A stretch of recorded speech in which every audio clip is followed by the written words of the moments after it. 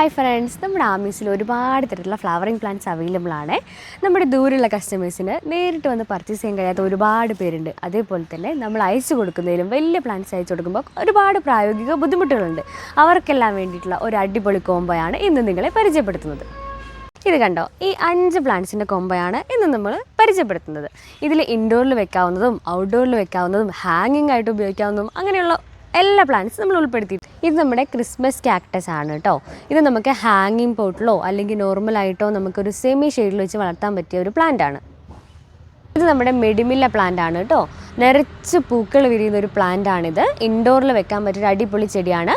ഇതിൻ്റെ പർപ്പിൾ കളറുള്ള പൂക്കൾ ഒരുപാട് നാൾ നീണ്ടു നിൽക്കും എന്നതാണ് ഇതിൻ്റെ പ്രത്യേകത. പതിഫൈലം അല്ലെങ്കിൽ പീസ് ലില്ലി എന്നറിയപ്പെടുന്ന ചെടിയാണിത്.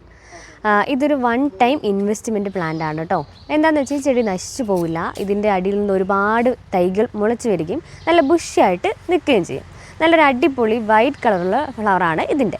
റെങ്കൂൺ ക്രീപ്പർ, രാജാറാണി എന്നൊക്കെ അറിയപ്പെടുന്ന ഈ ചെടി ചുവപ്പും വെള്ളയായിട്ട് കൊലച്ച് പൂക്കളുണ്ടാകുന്ന ഒരു പ്ലാന്റ് ആണ്. ഇതൊരു ഔട്ട്ഡോർ പ്ലാന്റ് ആണ്. ഇത് ഞാൻ പ്രത്യേകിച്ച് പരിചയപ്പെടുത്തേണ്ട ആവശ്യമില്ലല്ലോ.